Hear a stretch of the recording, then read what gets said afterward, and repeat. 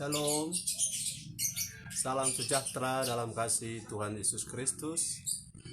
Selamat sore bersama saya Mark Sony dari Amongena 3 Lamawan. Saya ingin berbagi dengan saudara-saudara dalam pelayanan ini dengan satu topik, yaitu pentingnya kita memiliki seorang bapa rohani. Mengapa kita perlu bapa secara rohani? Ini hal yang ingin saya bagikan pada kesempatan ini. Dan sebelumnya mari kita berdoa. Terima kasih Bapa, terima kasih Yesus, terima kasih Roh Kudus, Engkau mengurapi hamba-Mu, berbagi firman tentang pentingnya kami memiliki bapa rohani untuk pertumbuhan rohani kami. Terima kasih Bapa, dalam nama Tuhan Yesus Kristus kami berdoa. Haleluya. Amin. Saudara yang diberkati oleh Tuhan, pada pembacaan Maliaki pasal 4, Maliaki pasal 4 ayatnya yang ke-16,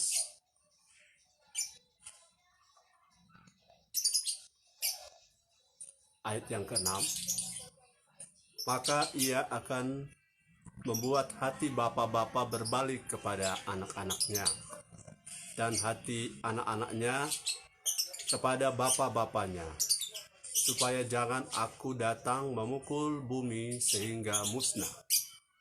Jadi saudara-saudara yang diberkati oleh Tuhan, pelayanan di akhir zaman ini adalah bagaimana Tuhan akan memakai orang-orang strategis, orang-orang strategic man yang dipakai oleh Tuhan untuk menjadi bapa-bapa rohani. Karena kebutuhan saat-saat ini adalah Tuhan ingin membangun satu umat yang layak. Tuhan ingin membangun satu umat yang berkenan di hadapan Tuhan. Dan pola yang Tuhan punya adalah pola yang Dia telah tetapkan, yang telah Ia ajarkan kepada Abraham, Ishak, dan Yakub. Jadi setelah dilihat dari apa yang dicatat dalam Alkitab, pola hubungan antara pimpinan dan bawahan gagal membuat pertumbuhan rohani. Pola hubungan antara Tuhan dan hamba di muka bumi ini telah membuat banyak orang kehilangan sukacita, kehilangan gairah. Pola hubungan antara raja dan rakyat telah membuat banyak orang gagal di tengah jalan. Sehingga Bapa di sorga sendiri yang memiliki pola, Dia menempatkan diri, menyebut dirinya sebagai Bapa, ya. Sebagai Bapa artinya Dia memberi kita teladan, Dia memberi kita pola bahwa untuk terjadinya pertumbuhan hal-hal yang sifatnya rohani, kita memerlukan hubungan. Hubungan bukan sekedar jemaat dan gembala, ya, domba-domba dan gembala, bukan sekedar pimpinan gereja dan anggota gereja, tapi Allah dalam Maliaki pasal 4 ayat 6 tadi, Ia menyatakan bahwa Tuhan akan mengirim orang-orang strategis seperti Elia. Ini spirit, ya, Spirit of Elijah. Ini adalah spirit untuk memulihkan hubungan antara bapa-bapa dan anak-anak. Bapa di sini adalah bapa rohani dan anak-anak secara rohani. Jadi pola yang digambarkan di Maliaki pasal 4 ayat 6 ini adalah Tuhan lewat roh Nabi Elia, spirit of prophet Elijah, Ia ingin terjadinya pemulihan hubungan. Karena selama ini ada banyak orang yang sakit hati, kepahitan, ya, berontak, dan mengalami kesepian, keadaan yang tanpa patokan, tanpa pola, tanpa pedoman, tanpa covering, tanpa perlindungan. Sehingga ada banyak anak-anak yang masa depannya terhilang oleh karena mereka tidak melihat pola dari harusnya orang tua di atas mereka. Ini konteksnya adalah orang tua rohani. Nah, di akhir perjanjian lama, Tuhan lewat Nabi Maleakhi menekankan pada bagian ayat terakhir pemulihan hubungan Bapa secara rohani. Ini Bapa-Bapa di bumi ini yang adalah representasi dari hati Bapa di sorga. Itu Tuhan ingin terjadi saat-saat ini, bahwa hubungan di gereja, hubungan di pelayanan, hubungan berjemaat bukan hubungan orang pemimpin dan anak buah saja, atau gembala dan domba, atau ya ketua dan anggota, tetapi lebih spesifik ke arah hubungan antara Bapa dan anak. Hubungan ini adalah hubungan merupakan pola Alkitab, karena Bapa, dia menyebut dirinya Bapa, dan Yesus sendiri menyebut dirinya anak.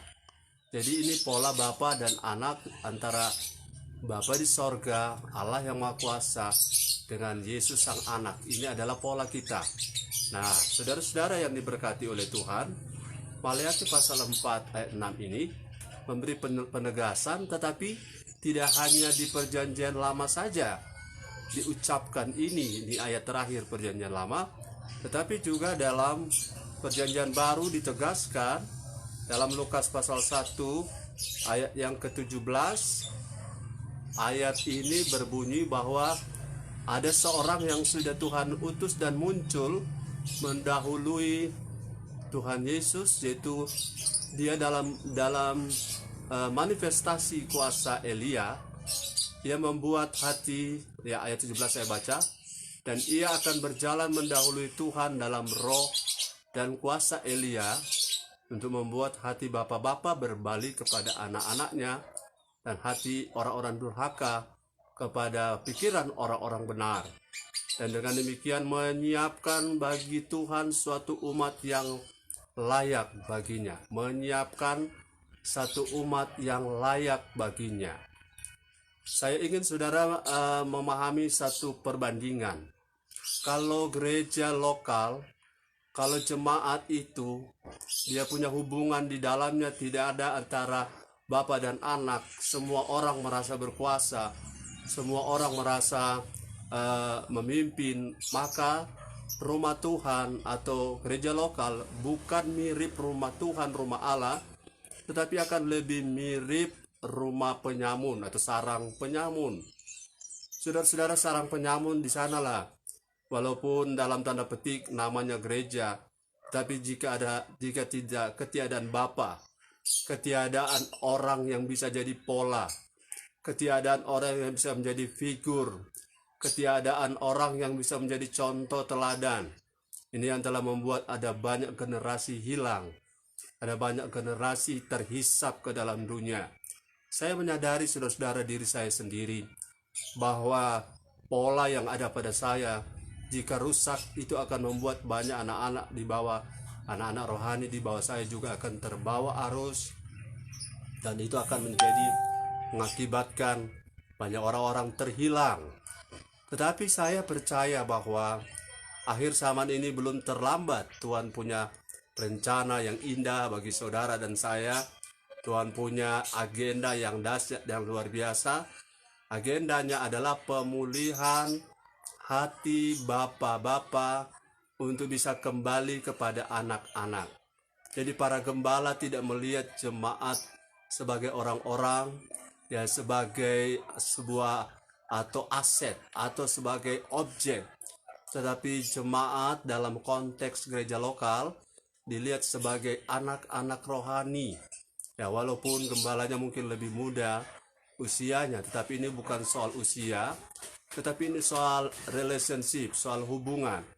Dan hubungan ini adalah hubungan yang berkualitas, berdimensi sorga, berdimensi spiritual, berdimensi kerajaan Allah, yang bertolak belakang berbeda dengan sarang penyamun. Ya, sarang penyamun di sanalah terdapat yang namanya gontok-gontokan. Di sanalah orang merasa hebat, orang saling menunjukkan 3O, otot, ongkos, dan otak.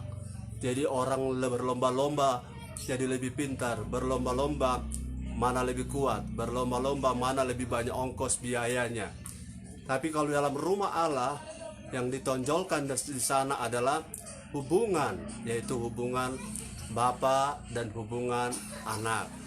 Ini hubungannya akan membuat perbedaan. Perbedaan kalau saudara ada di sarang penyamun, saudara tidak bisa sembarang lepas barang, bukan? Kalau saudara ada di sarang penyamun, saudara punya makanan, orang bisa makan sebelum saudara makan. Kalau di sarang penyamun, siapa kuat dia yang menang. Kalau di sarang penyamun, orang bisa kehilangan apa saja, punya sesuatu tetapi barangnya bisa hilang, ya.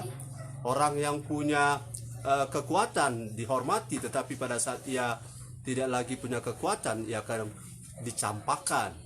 Orang yang punya uang akan dicari, tapi pada saat di sarang penyamun, orang yang tidak punya, yang punya uang sudah jatuh miskin, ia akan ditinggalkan.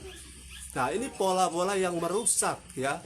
Tidak beda, ya, tidak beda dengan yang namanya perkumpulan-perkumpulan yang sifatnya duniawi. Orang hanya cari orang-orang tertentu karena ada kekayaan, hanya karena ada nama, hanya karena ada materi, hanya karena ada jabatan. Tapi pada saat tidak lagi, maka orang tidak mencarinya. Itu adalah pola yang membuat banyak orang yang tadinya didatangi oleh banyak orang, ya, dikunjungi oleh banyak hamba Tuhan, didoakan oleh banyak pihak, tetapi setelah ia tidak punya apa-apa, ia ditinggalkan begitu saja, bahkan seperti tidak pernah kenal sebelumnya. Jadi pola ini, saudara-saudara, kalau kita kaji baik-baik, gereja lokal kita akan tidak bertahan lama, akan tidak bertahan menghadapi dunia ini, akan tidak bertahan menghadapi kerajaan dunia yang dalangnya adalah iblis untuk merusak orang-orang gereja. Kalau pola kita mengikuti pola dunia, ya, siapa kuat dia yang memimpin. Pola dunia, siapa yang punya banyak uang dia yang di atas. Pola dunia, siapa yang pintar dia. Tapi dalam pola kerajaan Allah di gereja lokal, dengan menggunakan hubungan antara bapa dan anak, ada fathering dan ada sonship, ya.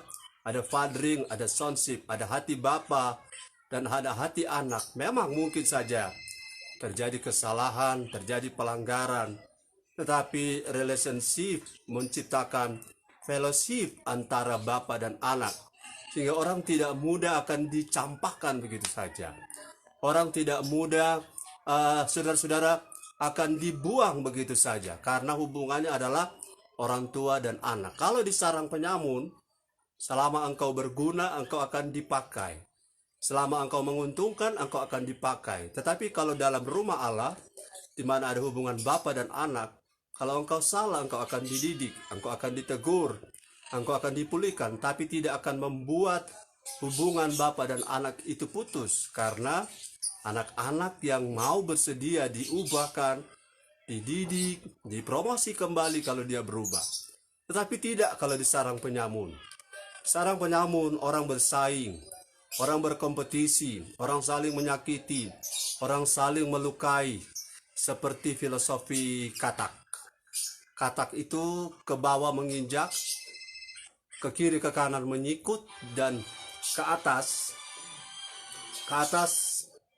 ia menjilat. Jadi kalau di sarang penyamun, orang dipromosi dengan filosofi katak. Jadi ke bawah ia menginjak, ke samping ia menyikut, tetapi ke atas ia menjilat. Dan kalau ini kita lihat, ya, terjadi dalam gereja atau rumah gereja lokal, itu sebabnya ada banyak gereja atau gereja lokal memang namanya adalah gereja, tetapi menurut Lukas 1 ayat 17, Tuhan sedang mencari dan menyiapkan sebuah atau suatu umat yang layak, ya. Umat yang layak, bukan umat yang punya merek saja, bukan umat yang punya pemimpin saja, bukan umat yang mempunyai kegiatan ritual saja, bukan hanya ada rutinitasnya aja, tetapi di dalamnya ada nilai, ada isi, ada relationship di dalamnya. Jadi Saudara-saudara, buka mata baik-baik. Kita dalam hubungan di kerajaan Allah. Saya ganti-gantikan istilah kerajaan Allah, di rumah Allah, di gereja lokal, di gereja kerajaan Allah, di gereja yang dewasa. Hubungannya bukan hubungan oportunis atau saling menguntungkan, tapi hubungannya adalah saling mengasihi, saling memberkati, saling mengampuni, saling mendorong, saling menguatkan, bukan saling menginjak, bukan saling menyikut, atau maaf, saling menjilat satu dengan yang lain.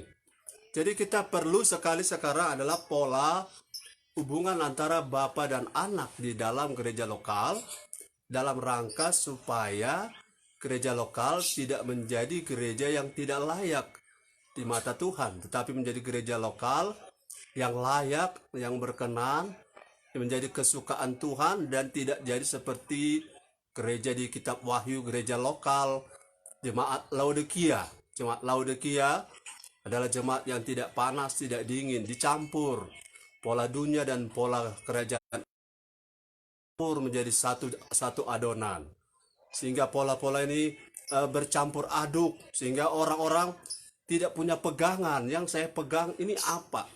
Pola saya yang saya harus saya jadikan patron bagi hidup saya apa?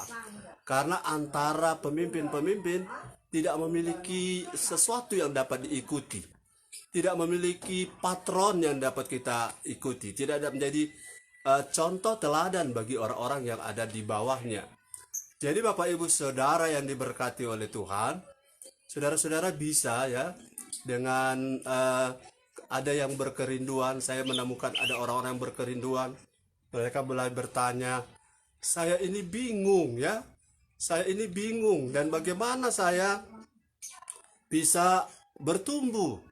Saya menemukan orang yang harusnya menolong saya, orang yang harusnya membimbing saya, orang yang harusnya mengarahkan saya, tetapi orang itu justru orang yang menghalangi jalan saya. Nah, kalau itu terjadi, saudara-saudara, saya percaya ini merupakan satu gambaran bahwa kita sekarang bukan butuh pemimpin saja, kita tidak hanya butuh orang yang di atas kita saja, tetapi kita butuh seorang bapa.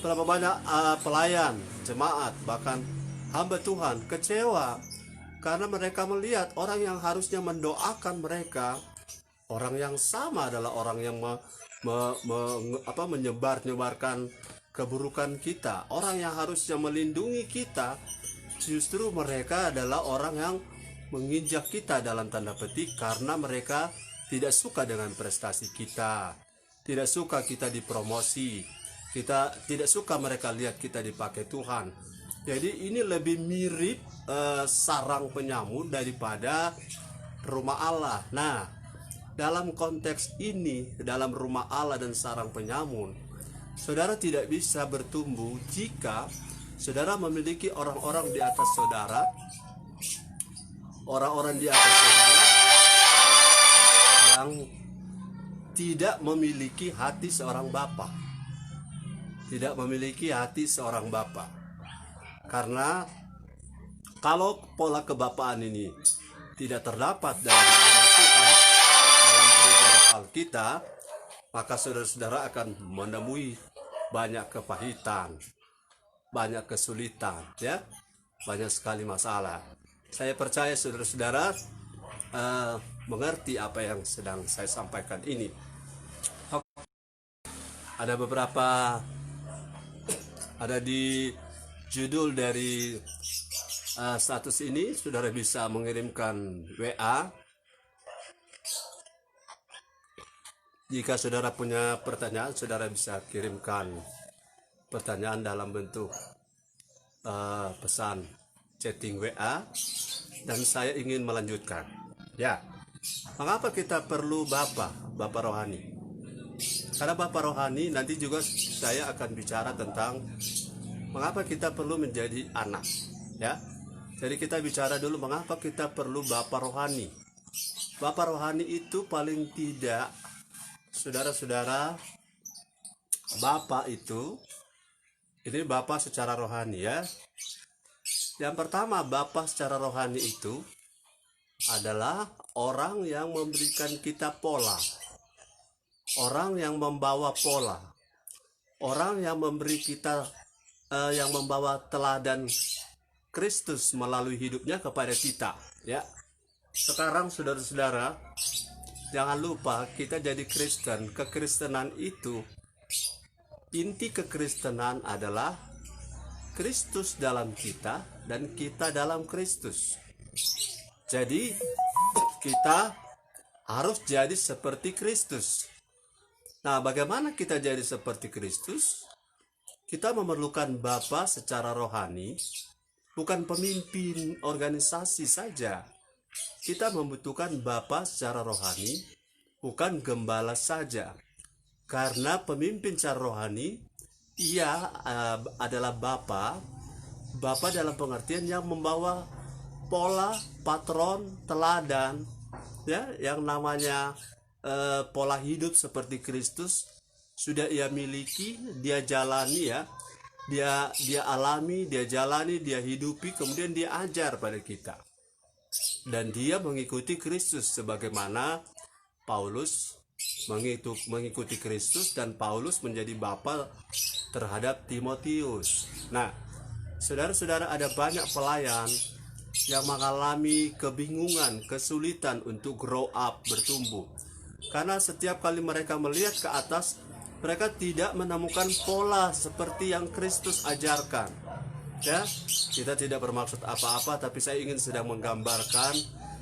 sedang ingin menggambarkan tentang kita tidak bisa bertumbuh sampai kita bisa bertemu dengan seseorang yang Tuhan beri sebagai bapa rohani, sebagaimana Elia membimbing Elisa, ya, sebagaimana Samuel membimbing Raja Daud, sebagaimana saudara-saudara Yeremia dan Baruk, sebagaimana Yesus menjadi bapa bagi murid-murid yang 12, Paulus bagi Timotius, dan bagaimana bapa Abraham kepada Ishak, kepada Ishak dan Yakub kepada 12 suku. Bagaimana pola itu mereka bisa dengan mudah mengenal Bapa, sama seperti Salomo mengenal Allah melalui bapanya Daud. Kenalilah Allahnya bapamu. Hai Salomo, kenalilah Allahnya bapamu Daud. Jadi kalau kita punya bapa rohani, maka kita dengan mudah mengenal Yesus, mengenal Kristus, karena Kristus yang spiritual, yang invisible, yang supranatural itu, dia menjadi real, menjadi nyata, menjadi kelihatan manifestasinya, menjadi kelihatan di depan mata kita, menjadi nampak, dan figurnya atau polanya kelihatan, patronnya kelihatan ketika ada seorang bapa yang hidup seperti Kristus yang Tuhan beri ada di atas kita. Nah, ini satu hal yang namanya kasih karunia. Kalau saudara bertemu dengan seorang hamba Tuhan, ya, dia menjadi seorang bapa bagimu, dalam pengertian ia tidak mencari apa-apa. Dia mungkin bukan seorang gembala yang terkenal, ia mungkin bukan seorang penginjil yang hebat, tetapi dia ditaruh oleh Tuhan untuk membawa patron, membawa pola hidup Kristus, membawa teladan hidup Kristus. Makanya Paulus bilang pada Timotius, ikutilah teladanku, ikutilah pola hidupku, ikutilah kesetiaanku, ikutilah doktrinku, ikutilah semua yang nanti kan saudara ada waktu saudara bisa baca. Saya jelaskan dulu pola umumnya atau pola bagan, ya, secara batang tubuh outline-nya, secara somatis. Jadi kita perlu Bapa di sorga, ya. Bapa di sorga sudah pasti adalah Bapa kita. Tapi di dunia ini ada banyak anak-anak Tuhan, anak-anak yang namanya hamba Tuhan juga, yang kebingungan, kehilangan arah, kehilangan patokan karena mereka menemukan orang-orang seperti Raja Daud menemukan Saul yang seharusnya mengcover Daud, Saul yang seharusnya mempromosi Daud, Saul yang seharusnya merintis jalan untuk Daud. Tapi apa yang diharapkan oleh Daud tidak dia temukan pada seorang Saul. Nah, ini adalah salah satu contoh di mana seorang pemimpin rohani terputus hubungan dengan anak rohani yang harusnya sesudah itu akan meneruskan pesan-pesan dari Bapa di sorga. Daud tidak mengalaminya dari Saul, dan ia memiliki seorang bapa yang namanya Samuel. Dan saya lihat, saudara-saudara, beberapa waktu kemarin saya sharing dengan seorang hamba Tuhan. Dia mengatakan, saya sedang depresi, saya sedang bingung, saya sedang tertekan, sedang stres, karena saya menemukan fakta di lapangan. Kalau saya baik, orang cari, tapi waktu saya mengalami masalah, orang biarkan. Kalau saya sedang mencari jalan untuk maju, orang rasa tersaing, dan orang merasa tidak perlu, atau bahkan mereka menutup jalan saya. Dan saya bilang, itulah akibat dari pola yang selama ini, pola, saya pakai istilah pola kerajaan dunia atau pola Babel. Orang-orang saling memanfaatkan. Dia saling memanfaatkan. Kita dekat dengan seseorang karena ada motif untuk promosi diri. Kita dekat dengan seseorang supaya kita bisa ada batu loncatan. Dan ini pola-pola yang digunakan oleh orang-orang di kerajaan Babel. Tapi kita tidak, ya. Ingat Daniel, ada 120 menteri yang tidak suka dengan dia, dan mereka menggunakan segala cara untuk menghancurkan Daniel. Itulah pola orang yang di dalam pola dunia, atau saya bilang tadi, lawan dari rumah Tuhan, yaitu sarang penyamun. Berapa banyak orang bersaing dalam gereja? Berapa banyak orang saling gontok-gontokan, saling menjelek-jelekan, saling memburuk-burukan sesama bahkan jemaat hamba Tuhan. Siapa kita tidak pernah punya salah, termasuk saya. Tapi kita tidak terpanggil untuk menjelek-jelekan, memburuk-burukan orang lain. Tapi kenapa orang melakukan menjelek-jelekan, memburuk-burukan orang lain? Karena mereka ada kepentingan. Mereka pengen, ya, istilahnya, dengan kejatuhan orang lain mereka bisa naik. Nah, inilah pola yang masuk dalam, kalau masuk dalam gereja lokal, maka saudara-saudara, ini adalah roh-roh dari, saya berani bilang ini roh-roh dari neraka yang menyusup masuk ke dalam gereja lokal, yang membuat gereja lokal tidak menjadi rumah Allah, tetapi menjadi sarang penyamun. Makanya Tuhan Yesus datang ke bait Allah di Injil Yohanes. Dia membawa cambuk dan dia membongkar, dia membalikan meja-meja penjual merpati, domba, kambing, dan penukar uang, dengan mengatakan, rumahku akan disebut dengan rumah doa. Mengapa kamu menjadikannya sarang penyamun? Jadi kalau pola Bapa tidak ada di dalam sebuah hubungan rohani, maka lebih banyak akan terjadi hubungan transaksional. Transaksional artinya kamu baik, saya baik. Kamu bantu, saya bantu, ya. Tapi kalau kamu halangi saya akan halangi kamu. Kalau kamu curangi saya curangi kamu lebih parah. Inilah hubungan yang namanya hubungan sarang penyamun. Bapak Ibu Saudara, kalau saudara hamba Tuhan, buka mata baik-baik. Kita ada di sarang penyamun atau ada di rumah Allah. Kita tentu harus ada di rumah Allah. Ciri-ciri rumah Allah pasti ada Bapa di sana. Rumah Allah ada Tuhan di sana. Rumah Allah ada nama Tuhan di sana. Rumah Allah Tuhan dihormati di sana. Rumah Allah ada kode hormat di sana. Bahkan rumah Allah pasti ada Bapa di sana. Ada figur Bapa, ya. Bukan figur Bapa seperti Imam Eli, tetapi figur Bapa seperti Samuel. Figur ini yang dibutuhkan untuk gereja. Yang Lukas 1 ayat 17 bilang, Tuhan sedang menyiapkan satu umat yang layak, ya. Kata layak atau kita berkenan menjadi gereja anak laki-laki yang dewasa, bukan gereja yang terpuruk, bukan gereja yang menikah dengan Babel, bukan gereja yang menikah dengan dunia, bukan gereja yang silau dengan uang, bukan gereja yang silau dengan jabatan, bukan gereja yang silau dengan materi, bukan gereja agamawi yang lebih penting adalah posisi jabatan, nama, gelar, tetapi hubungan rusak, ya. Hubungan rusak dalam arti Di dalamnya ada iri hati, persaingan, sakit hati, luka hati, bangka dada, dan lain-lain. Sehingga saudara-saudara, tidak mungkin di sarang penyamun Roh Kudus hadir. Walaupun ada ibadah hari Minggu, ada penyembahan, tidak mungkin Roh Kudus hadir kalau di dalamnya orang saling bersaing, saling menyikut, saling menyakiti, saling menjelekkan. Tidak mungkin Roh Kudus bekerja. Kalaupun ada manifestasi, saya tidak tahu roh dari mana ya. Sebab roh harus diuji buahnya apa. Kalau iri hati masih ada, kalau hawa nafsu masih lebih tinggi daripada kerendahan hati, sudah pasti Roh Kudusnya bukan yang asli. Jadi kita butuh Bapa. Karena apa? Bapa adalah figur yang membawa pola, membawa patron, membawa teladan, membawa cermin pada kita. Ini loh, kalau mau jadi seperti Kristus ini begini.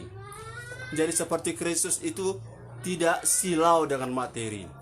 Menjadi seperti Kristus, walaupun orang mengejar, mendesak dia untuk menjadi raja, ia justru menghindar ya. Yesus berkali-kali menghindar karena orang pengen menjadikan dia raja secara jasmani. Inilah pola seperti Kristus. Orang yang tidak khawatir meski angin ribut ya. Pola seperti Kristus yang tidak terlalu tertarik dengan yang namanya perkara-perkara mujizat, tapi lebih tertarik kepada hati yang sungguh-sungguh mau jadi seperti dia. Dia tidak silau dengan jabatan, ia tidak silau dengan materi, ia tidak silau dengan pangkat. Dan itulah pola yang harus dibawa oleh pemimpin rohani atau bapa. Nah, ini merupakan kebutuhan. Jadi pentingnya kita memiliki seorang bapa, karena bapa rohani lah yang seperti Paulus yang membawa pola, membawa apa? Patron, membawa teladan. Saya memiliki bapa rohani dan saya bersyukur karena saya memiliki bapa rohani. Hidupnya telah didedikasikan untuk anak-anak rohani. Dia mengapresiasi kami, ia menghargai kami, ia memberi makan makanan rohani, ia menjaga hidupnya demi kami, ia menjadi pola. Walaupun Bapa rohani tidak mengganti ya.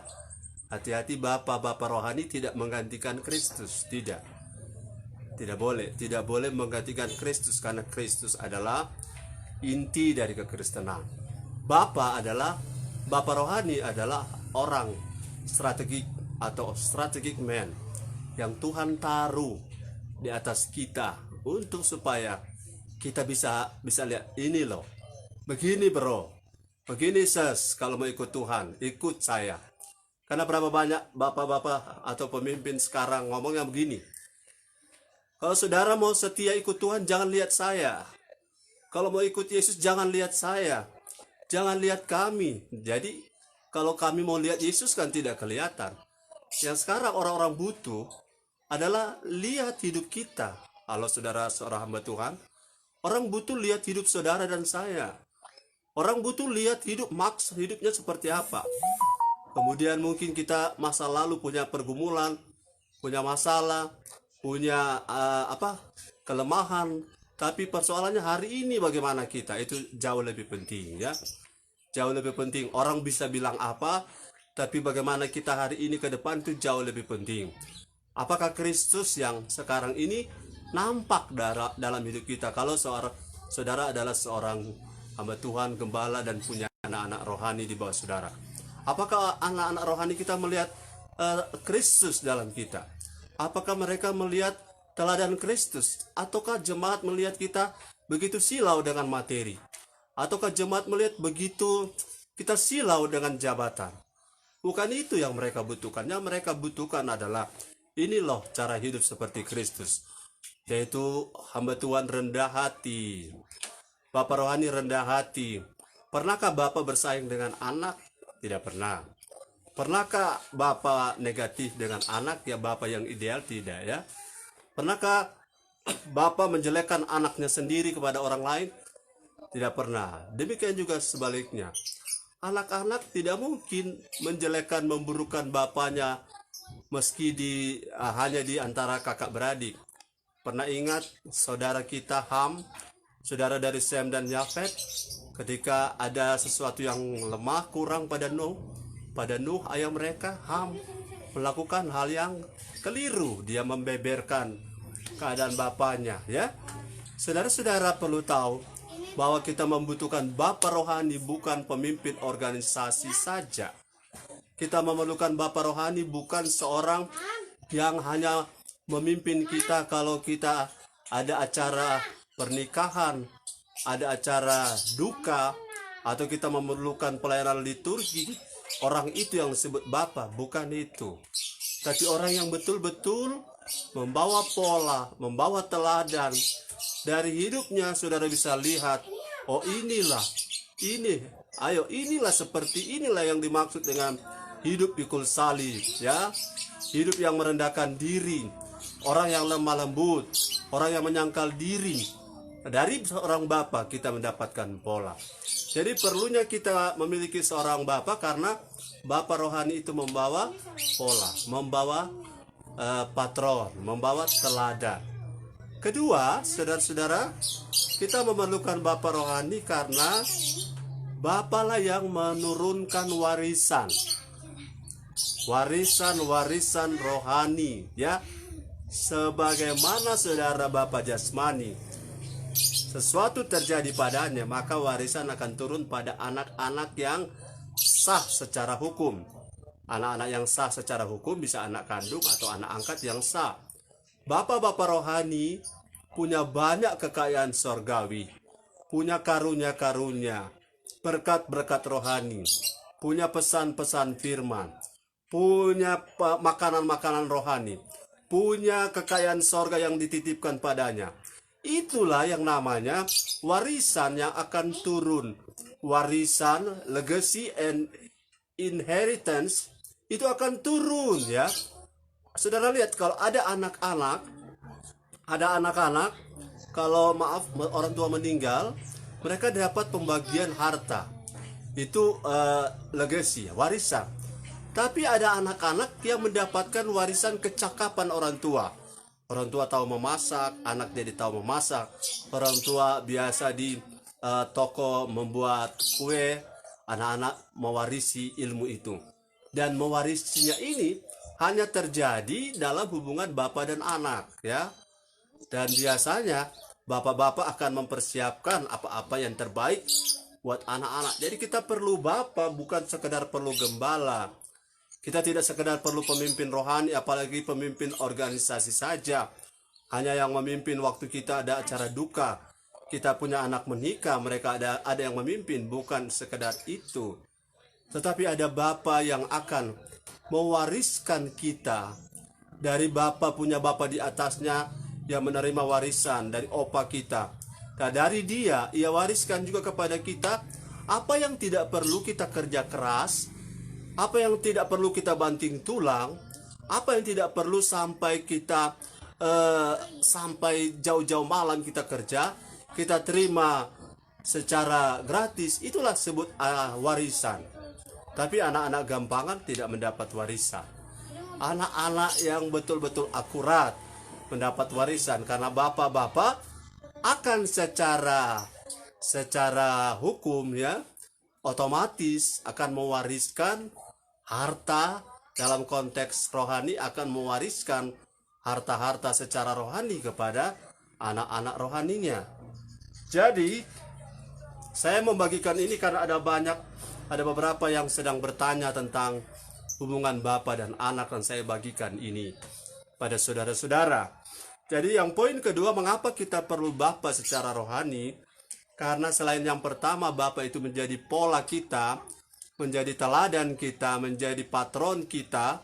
Yang kedua adalah bapa itu yang akan menurunkan warisan rohani. Ya, kalau bapaknya cinta Tuhan, pasti anak-anaknya cinta Tuhan. Kalau bapaknya setia pada Tuhan, pasti anak-anaknya juga setia. Kalau bapak rohaninya jujur, pasti anak-anak rohaninya juga jujur, ya. Saya akan melihat ada WA nanti akan dibuka oleh anak cucu. Joanna bisa buka kuncinya, ada WA masuk. Nah, saudara, saya lanjut dalam poin yang kedua, bahwa Bapa menurunkan warisan.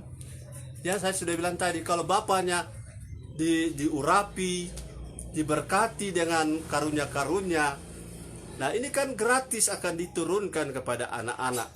Kecakapan, kemampuan. Coba lihat WA-nya. Jadi saya percaya, saudara-saudara, kalau kita lihat pola hubungan ini, saudara tidak perlu, saya bilang tadi, kerja keras, banting tulang, harus ini, harus itu, kalau saudara punya Bapa rohani, karena itu akan turun secara otomatis, secara spiritual. Kita bicara material, secara lahiriah saja sudah mengerti bahwa ada warisan dari bapak-bapak kita. Walaupun orang tua tidak punya tanah, ya, tidak punya harta, tapi paling tidak kita mewarisi marganya, ya. Kita memiliki gen, atau kita memiliki hereditas yang namanya ciri-ciri fisik dari orang tua akan turun pada kita. Nah, secara spiritual, bapak-bapak rohani akan mengalirkan apa yang namanya warisan secara rohani kepada anak-anaknya. Saya kasih contoh. Apa sebab Yakub? Apa sebab Ishak tidak perlu kerja keras?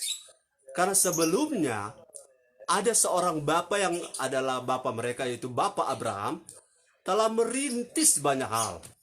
Jadi Allah daripada Allah Ishak dan Allah Yakub adalah Allah Abraham.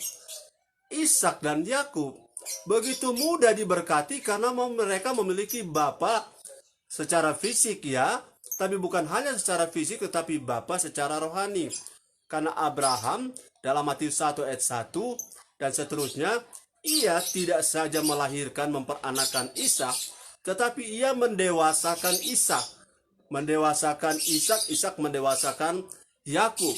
Sehingga apa yang telah dihasilkan oleh Abraham, apa yang telah diperjuangkan oleh Abraham, tidak perlu lagi dikerja secara kerja keras oleh Ishak, tidak perlu lagi secara kerja keras, bahasa Inggrisnya bilang toil, tidak perlu toil bagi Yakub untuk terima berkat-berkat, karena janji kamu akan jadi bangsa yang diberkati, keturunanmu akan diberkati, sudah dimeteraikan kepada Abraham sebagai bapa. Jadi kalau kita punya bapa seperti Abraham, kita tidak perlu kerja keras dalam pengertian tidak boleh malas, tetap tidak boleh malas. Tapi kita tidak akan seperti orang lain, sudah banting tulang hanya dapat sedikit. Tapi oleh karena kita memiliki orang tua rohani yang mewariskan kekayaan sorga, kita tinggal menikmati bagaimana apa yang telah dikerjakan oleh Abraham dinikmati oleh Ishak, dinikmati oleh Yakub, ya. Jadi saudara bisa menangkap ini. Yang ketiga adalah Bapa itu kita perlu karena Bapa melakukan covering atau perlindungan atau payung.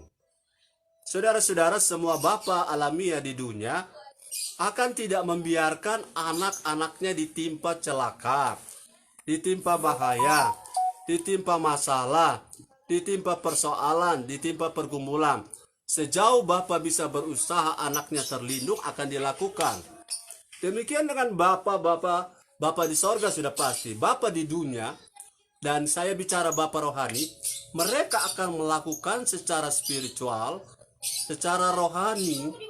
Itu sebabnya kalau ada hubungan bapa dan anak, beda ya. Pemimpin mendoakan anak buah, beda dengan bapa mendoakan anak. Sudah lihat bedanya di mana ya? Pemimpin mendoakan anak buah berbeda dengan bapa mendoakan anak. Karena pemimpin dengan anak buah belum tentu ada hubungan kasih. Pemimpin dan anak buah belum tentu ada hubungan intim hati seorang bapa dan anak. Tidak ada hubungan yang khusus. Tapi antara bapa dan anak, apabila ia berdoa, bahkan ia bisa sampai meneteskan air mata. Ia tidak dapat, mungkin tidak tertidur oleh karena bebannya terhadap anaknya. Nah, kalau kita memiliki orang tua, bapa rohani seperti itu, maka saudara-saudara, saya pakai bahasa begini. Kadang-kadang tanpa kita sadari, kita sudah ada di dekat bahaya, tetapi bahaya itu tidak menimpa kita. Selain Tuhan yang melindungi kita, tapi ada seperti Bapak Abraham mendoakan Lot, ya. Bapak Abraham mendoakan Lot walaupun Lot hanya anak keponakan, nephew. Hanya keponakan, tapi covering diberikan. Tapi Tuhan bilang kalau ada 10 tidak akan dibinasakan itu Sodom dan Gomora. Tapi sayang, ya, Sodom dan Gomora orang benar tidak cukup 10.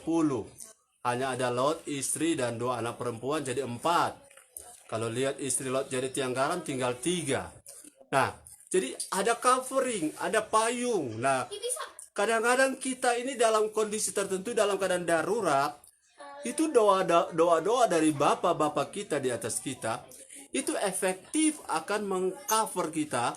Selain ini kita sudah percaya bahwa Allah Immanuel menyertai kita. Tapi doa seorang Bapak Abraham berdampak bagi Lot. Doa Bapak Abraham berdampak bagi Ishak. Doa Bapak Abraham berdampak Ishak bagi Yakub. Dan Bapak rohani yang sungguh-sungguh berbeban, ya, berbeban bagi anak rohani, walaupun kadang mereka tidak berjumpa secara off, mereka hanya berjumpa dalam roh, tapi itu akan terjadi covering, seperti ada payung, seperti ada perlindungan, seperti ada apa, seperti ada di atas, seperti tiang awan, tiang api yang terus mengawal anak-anak di dalam alam roh secara spiritual. Jadi kalau saya sebagai bapak, apapun yang saya lakukan, walaupun seorang bapak itu secara rohani bukan memberi uang pada anak-anak rohaninya, bukan memberi roti, bukan memberi pisang goreng, bukan memberi pizza, minum kopi atau apa, tetapi ia memberikan perlindungan secara rohani. Nah, kadang-kadang sadar atau tidak sadar, karena doa dari Bapa, ya. Kalau sekarang yang terkenal di doa ibuku, ya, di doa ibuku. Tapi kalau di Alkitab sebenarnya doa Bapa, ya. Doa Bapa yang telah membuat banyak anak-anak yang harusnya celaka, tidak jadi. Harusnya terjadi sesuatu yang parah ketika sakit, tetapi tidak terjadi karena ada covering. Itu sebabnya kalau jadi jemaat yang sungguh-sungguh, itu doa gembala akan berdampak. Kalau jemaat yang akurat, doa orang tua rohani akan berdampak. Sebab doa itu tidak berdampak kalau kita keluar dari payung, kita keluar dari covering itu, kita keluar dari otoritas. Itu sebabnya anak-anak gampangan, anak-anak dalam tanda petik pemberontak tidak mendapatkan covering. Seperti Esau tidak mendapatkan covering daripada Ishak, seperti Ismail tidak mendapatkan covering daripada Abraham. Hanya anak-anak yang akurat yang mendapatkan covering. Hanya anak-anak yang hormat kepada bapaknya. Otomatis doa yang namanya doa gembala selama ini, doa berkat, tidak akan serta-merta berlaku pada sembarang orang. Kalau orangnya tidak respect pada gembalanya, pada orang tua rohaninya, maka doa berkat itu hanya seperti orang Manado bilang malontok, ya, hanya memantul. Karena doa berkat diperlukan sikap hati dan respek yang benar. Saudara, bapak-bapak di dunia memang bisa saja pernah error, tetapi kalau mereka dipulihkan dan ketika mereka membawa pola, membawa patron, kemudian mereka mewariskan warisan rohani, betapa kita bisa berharap bahwa gereja kita akan menjadi umat yang layak, umat yang berkenan di hati Tuhan. Jadi ini yang saya harapkan tuh anak-anak rohani memahami. Kalau saudara ke depan membaca atau mendengar rekaman ini, jadi yang pertama perlunya kita seorang bapa adalah karena bapa memberi kita patron pola. Kemudian karena bapa lah yang menurunkan warisan rohani. Walaupun tidak mempunyai materi yang diturunkan, tapi rasa cinta akan Tuhan dari bapa akan turun pada anak-anak. Rasa takut akan Tuhan pada bapa akan turun pada anak-anak. Rasa lapar dan haus akan firman pada bapa akan turun pada anak-anak. Kemudian yang ketiga, ketika kita memiliki seorang bapa, maka kita memiliki payung. Katakan payung. Kita memiliki perlindungan. Kita memiliki covering. Kita memiliki pertolongan. apa yang namanya penjagaan, keamanan. Saudara, saya kasih contoh. Kalau saudara tidur di sarang penyamun, dengan tinggal di rumah Bapak, saudara rasa aman di mana ya? Kalau saudara tidur di pasar satu malam, saudara dalam perjalanan sudah tidur di pasar, saudara punya banyak bawaan, banyak ada handphone, ada barang-barang berharga, saudara tidur di tempat terbuka, saudara aman atau tidak? Tentu tidak. Orang bisa kapan saya saat tertidur merampas, merampok, mengambil, bahkan melukai saudara. Tapi kalau saudara ada di rumah Bapa, ada di rumah Tuhan, maka saudara-saudara akan mendapatkan yang namanya perlindungan karena ada di rumah Bapa. Pencuri tidak sembarang masuk, ya. Orang jahat tidak sembarang. Saudara kalau ada di rumah Bapa sembarangan lepas barang berharga, handphone, saudara tidak khawatir karena saudara ada di rumah Bapa. Anak-anak sudah tidur, banyak Bapak belum tidur karena mereka yang memeriksa pintu, kunci, jendela, pintu, pastikan semua aman, baru bapak-bapak, ibu-ibu tidur karena mereka mengcover anak-anak mereka. Saya bicara ini konteksnya rohani. Jadi kalau saudara punya bapak rohani yang mengcover saudara, bukan saya bilang betapa enaknya hidup ini, tetapi betapa hidup kita begitu penuh rasa aman. Karena kita tahu ada orang yang berjaga-jaga. Ingat di kitab Ibrani bahwa gembala orang tua rohani adalah mereka yang berjaga-jaga atas jiwa kita, berjaga-jaga atas roh kita, agar kita jangan error, jangan gagal, jangan jatuh, jangan tinggalkan Tuhan, jangan murtad. Itu doa mereka. Para pendeta, para gembala yang menempatkan diri sebagai orang tua rohani, doa mereka sangat efektif kepada jemaat-jemaat yang melihat gembala sebagai orang tua atau bapak rohani mereka. Karena covering itu tidak otomatis ya. Otoritas perlindungan payung tidak otomatis. Itu hanya berlaku kepada anak-anak yang akurat. Yang keempat ya, kenapa kita perlu Bapa? Karena Bapa lah yang mendisiplinkan kita, yang melatih kita dengan firman. Ibrani 12 ayat 5 sampai 8. Bapa yang melatih kita, yang mendidik kita ya. Saudara lihat di kitab Amsal, selalu bapak-bapak diajar untuk tidak menahan cemeti cambuk untuk anak-anaknya. Karena kalau anak-anak tidak dididik, mereka akan menjadi anak gampangan. Dan kalau jadi anak gampangan tidak dapat warisan. Karena anak gampangan artinya anak illegitimate, anak yang tidak sah, anak yang liar, anak yang seperti anak terhilang, yang lari dari covering Bapak. Dan Bapak inilah yang melatih, bukan dengan cambuk fisik, tetapi dengan firman. Jadi bapak-bapak selalu lihat ya, ciri seorang bapak rohani, ia tidak takut walaupun anaknya mendengar firman yang maaf keras. Karena firman ini berguna untuk, firman keras itu berguna untuk satu, mematikan daging. Kedua, mendewasakan rohani. Ketiga, menjadikan kita seperti Kristus. Jadi pada waktu Bapak mendisiplinkan, bapak-bapak mana di dunia ini kalau anaknya berbuat salah tidak didisiplinkan, kecuali di sarang penyamun. Mau apa terserah, mau bagaimana ya ikut saja maunya sendiri. Tapi di rumah Allah tentu tidak.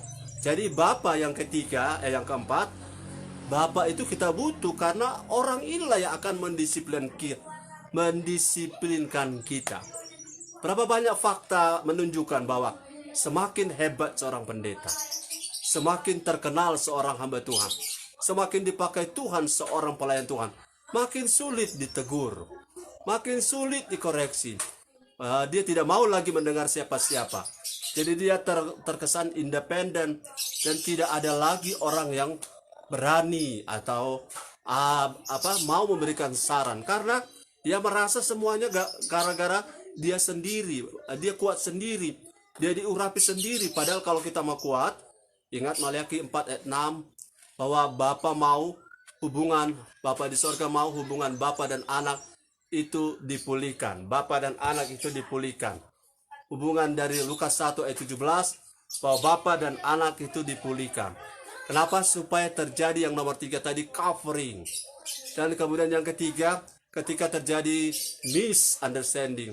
miscommunication, misministry, ya. Semua yang miss itu kecuali Miss Universe. Semua yang miss itu bisa dikoreksi karena kita ada Bapa di atas kita, Bapa rohani di atas kita, yang akan memberi kita arahan, koreksi, akan memberi kita didikan. Nah, didikan ini bukan cambuk seperti mencemeti seekor kuda, bukan.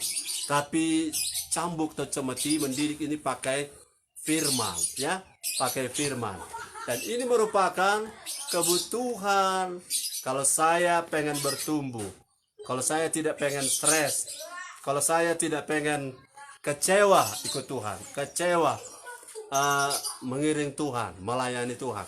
Sebab ada banyak jemaat, ada banyak hamba Tuhan bertahun-tahun melayani ikut Tuhan, tapi kecewa karena mereka tidak memiliki tadi patron. Mereka hanya melihat, bahkan ada yang melihat hamba Tuhan di atasnya hanya senang, hanya dekati dia kalau dia punya banyak uang. Pada saat dia tidak punya apa-apa, dijauhi oleh yang namanya orang yang harusnya mendekati dia. Ini merupakan fakta. Jadi jangan kecewa dengan keadaan, karena Tuhan sedang memulihkan hubungan, relationship di dalam sebuah gereja lokal. Bukan relationship pola sarang penyamun, tetapi pola rumah Allah. Di dalamnya ada Bapa rohani, ada anak rohani, ada rasa hormat, ada covering, ada warisan, ada teladan, ada pola, ada patron, kemudian ada disiplin, sehingga kita tidak seperti sarang penyamun yang orang saling membunuh, orang saling memakan, orang saling menginjak, orang saling menyikut. Tetapi rumah Allah, ya, rumah Allah sekali lagi bukan sarang penyamun. Di sana ada sukacita, di sana ada damai sejahtera, di sana ada keteraturan, di sana ada rasa hormat, di sana ada warisan rohani, di sana ada berkat, di sana ada covering, di sana ada perlindungan, di sana ada keamanan, karena ada figur Bapa di sorga yang terrepresentase, yang diwakilkan kembali melalui orang-orangnya Tuhan yang memiliki hati Bapa dalam pelayanan. Jadi saudara, janganlah kejar jabatan, nama, harta, materi. Jangan silau dengan semua itu. Karena tanpa kita terbangun hidup kita, semua itu akan hancur, berantakan. Saya telah pernah melewati proses itu. Saya telah pernah mengalami bahwa tanpa pola yang benar, merasa independen, merasa dipakai Tuhan sendiri. Tapi apa yang saya dapatkan? Semuanya seperti jerami yang kalau lewat api tidak ada sisanya semuanya. Jadi kita perlu Bapa. Saya masih punya 3 poin, saudara, tapi akan saya sambung lagi pada pertemuan yang akan datang. Jadi poin yang pertama, kita perlu Bapa karena Bapa membawa pola rohani, pola Kristus, teladan Kristus. Yang kedua, Bapa-Bapa yang menurunkan warisan-warisan rohani. Kalau Bapa kita cinta Tuhan, maka anak-anaknya pasti akan transfer cinta Tuhan. Yang ketiga, Bapa itulah saudara yang akan memberi covering. Kadang kita sudah tidak sadar ada bahaya mendekati kita, tapi batal, tidak jadi, gagal. Senjata yang ditempa untuk melawan kita tidak berhasil, karena ada doa seperti Bapak Abraham terhadap Lot, terhadap Ishak, dan seterusnya. Dan yang keempat adalah Bapa-Bapa yang kita perlukan karena kita butuh disiplin. Mereka, siapa yang akan menegur kalau saya sudah jadi orang besar? Siapa yang akan menegur saya kalau saya sudah dipakai Tuhan luar biasa? Siapa yang akan menegur saya kalau saya sudah di puncak prestasi? Atau kalau saya punya Bapa secara rohani, dia akan mengoreksi saya apabila saya salah. Kiranya Tuhan Yesus memberkati kita semua. Pertemuan singkat ini, salam dari saya, Maksonit di GBI Tiberias New Life Manado. Saya siaran dari rumah kami di Langoan, Amongina 3. Tuhan Yesus memberkati. Shalom.